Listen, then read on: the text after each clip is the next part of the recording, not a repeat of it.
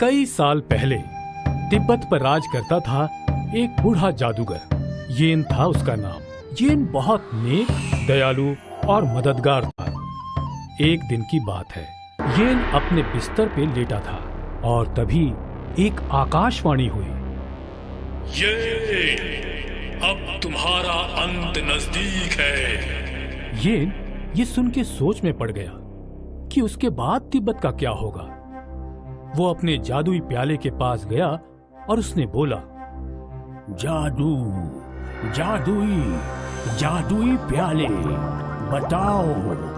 बताओ मुझे, कौन है मेरे जैसे जो मेरी गद्दी संभाले। जादुई प्याला में वायु दिखा। वायु उड़ सकता है और वो हवा पे काबू कर सकता है। वायु बहुत शक्तिशाली है। ये देख येन खुश होता है और फिर अचानक वायु अग्नि में बदल जाता है। अग्नि के पास ज्वाला की शक्ति है। आग उसे जला नहीं सकती और वो आग पे काबू कर सकता है। ये ना बहुत खुश हुआ। उसे लगा शायद अग्नि वायु से बेहतर है, पर तभी अग्नि जल में बदल गया। जल के पास पानी की शक्ति थी। वो पानी पे चल सकता था, बारिश बरसा सकता था। अब येन को ये समझ नहीं आ रहा था कि उसकी गद्दी कौन संभालेगा, अग्नि, वायु या जल। येन सोच में पड़ गया और उसने निर्णय लिया कि वो तीनों जादूगरों से मिलेगा और फिर अपना फैसला लेगा। उसने अपनी जादुई छड़ी घुमाई और तीनों भाइयों की गुफा में पहुंच गया। तीनों जादूगर साथ में खाना खा रहे थे। मैं येन हूँ, 7 सालों से तिब्बत का राज जादूगर। मैं यहाँ तुम तीनों से मिलने आया हूँ क्योंकि अब मैं बूढ़ा हो चुका हूँ और मैं चाहता हूँ कि तुम तीनों में से जो सबसे शक्तिशाली हो वो मेरी गद्दी संभाले, मतलब तिब्बत का राज जादूगर बने। लेकिन तुम तीनों में से सबसे शक्तिशाली जादूगर है कौन? मैं शक्तिशाली हूँ क्योंकि मैं सब कुछ जला सकता हूँ पर खुद नहीं जलता। मैं भी शक्तिशाली हूँ क्योंकि मैं वायु का रुख मोड़ सकता हूँ और उड़ भी सकता हूँ। और मैं भी शक्तिशाली हूँ क्योंकि मैं बारिश बरसा सकता हूँ और पानी पे चल सकता हूँ। मैं तुम तीनों को परखूंगा और खुद पता लगाऊंगा कि तुम तीनों में से सबसे शक्तिशाली जादूगर है कौन। लेकिन इसके लिए तुम तीनों को कल मेरे साथ जंगल चलना होगा। अगले दिन तीनों जादूगर भाई येन के साथ जंगल की ओर निकल पड़े।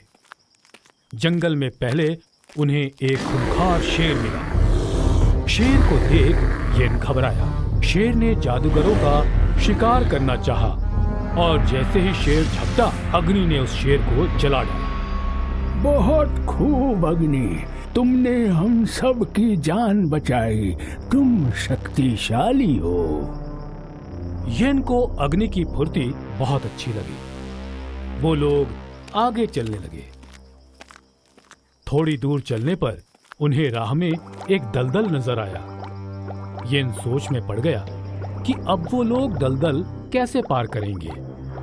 तभी वायु ने आस-पास पड़े पत्थर देखे और उन सबको एक कतार में लगा दिया, जिससे एक रास्ता बन गया। वायु, बहुत अच्छे, तुमने तो नया मार्ग बना दिया। तुम बहुत शक्तिशाली हो। येन को वायु की समझदारी पसंद आई। कुछ दूर और चले तो अचानक आग की लपटें नजर आई। जंगल में आग फैल रही थी। तभी जल ने पानी बरसाया और आग बुझ गई। बहुत अच्छे जल, तुमने तो पूरा का पूरा जंगल बचा लिया। तुम भी बहुत शक्तिशाली हो। अब येन सोच में पड़ गया कि तीनों भाइयों में सबसे शक्तिशाली कौन है, अग्नि, वायु या जल। येन ने थोड़ी देर तालाब के किनारे विश्राम करने का आदेश दिया और विश्राम करते समय येन की नजर एक तोते पे पड़ी जो पंख फैला के उड़ रहा था। फिर येन की नजर एक सांप पे पड़ी जो बहुत फुर्ती से रेंग रहा था। और फिर येन की नजर पास ही तालाब की एक मछली पे पड़ी जो बड़े चाव से तैर रही थी। और अब येन की समझ में आया, तुम तीनों भाई अलग हो, जैसे इस जंगल में रहने वाले जीव। ये देखो, सांप, तोता और मछली। न सांप उड़ सकता है, न मछली रेंग सकती है और न तोता तैर सकता है। सबकी अपनी अपनी खासियत है। तुम तीनों के तीनों अपने अपने गुणों में शक्तिशाली हो। मैं तुम तीनों को तिब्बत ले जाऊंगा और तुम तीनों मेरी गद्दी संभालोगे। येन तीनों भाइयों में से शक्तिशाली जादूगर कौन है ये तय नहीं कर पाया, क्योंकि तीनों अलग अलग थे। येन को ये समझ में आ गया कि वो तीनों भाइयों की तुलना एक दूसरे से नहीं कर सकता, क्योंकि तीनों जादूगर अपने अपने गुणों के महारथी थे।